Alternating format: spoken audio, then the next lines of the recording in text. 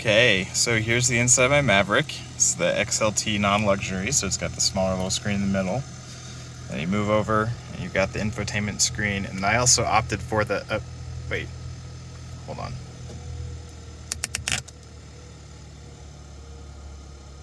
You have failed me for the last time, Admiral. You shall not pass! That one was kind of buried in the Ford accessory list. You really had to kind of look for it, but I'm glad I opted for it. It was definitely the right choice.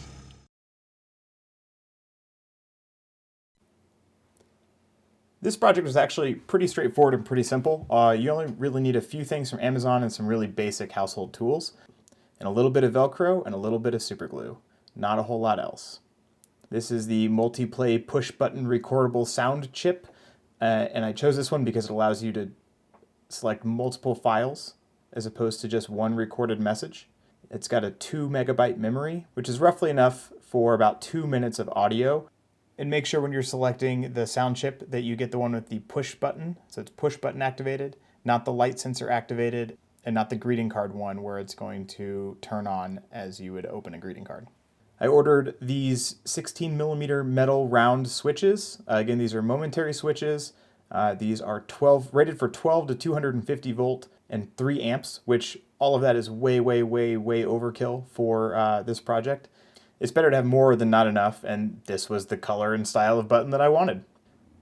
I bought these switch covers. They were rated for the same diameter of switch, the 16 millimeter button switch.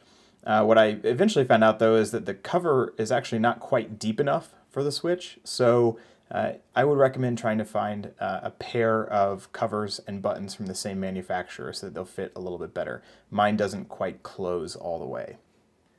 And then the last thing you'll need is a piece of Kydex plastic, or you can use anything else. You could use wood or some other type of plastic you have laying around. I happen to have this left over from making some knife sheaths. So this is really easy to work with. It cuts super easily. It drills super easily, nice smooth edges, and it looks nice too. So the first thing I did was measure and cut my piece of Kydex. And I measured it out as 3 3/4 inches tall, 2 5/8 inches wide, and that was enough to set it just inside the bevel of the little chip shortage cubby in the Maverick, and laid it out, and then also drew on the back of it, which I used the smooth side for the back and the textured side for the front, where I wanted everything. So I laid everything out, drew it in, and got it ready to go. I used a 5/8 inch Forstner bit. You could use a twist bit or you could use a spade bit. Forstner bits just tend to give you a little bit nicer holes to cut out the hole for the 16 millimeter switch. I started with a 1/8 inch drill bit to do the holes for the speaker.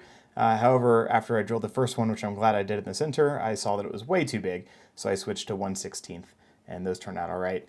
Once I had all the holes drilled, I grabbed some extra pieces of Kydex, little strips, to help stiffen and support the entire frame, and also add in more places for the Velcro to attach. I did use Velcro to attach everything, so it's easy to remove, and that is for both charging the speaker and just removing it in general if I want to. You can see here I've also installed the switch, and that's just a pretty straightforward process. You put the switch into the cover, and then put the switch through the hole, and then you tighten up the nut to the back of the panel. Once I had that set up, I went ahead and added Velcro. I put the hook side onto the little panel, and I put the loop side onto the speaker. I also did use some Kydex scrap pieces to stiffen up the speaker, because again, it comes on basically a sticker. It's designed to go onto a card. And then you can see here that all I did was take the switch, I cut the switch off from the original wires, stripped them back a little bit, looped them around the screw, and then tightened the screw in, and then used a bit of hot glue to insulate the terminals and to keep it from unraveling. For the actual audio files, I just picked some funny clips that I liked and pulled them from YouTube mostly as MP3s, cut them down to length, and then saved them. Then all you have to do is plug in the sound chip to your computer. It'll open as a USB drive, and you dump in the files. So then the last thing to do is just install it into the vehicle. And all I did for that was put a small strip of the loop side of the Velcro on the bottom and the top of the cubby, and then pressed it into place. Prepare ship!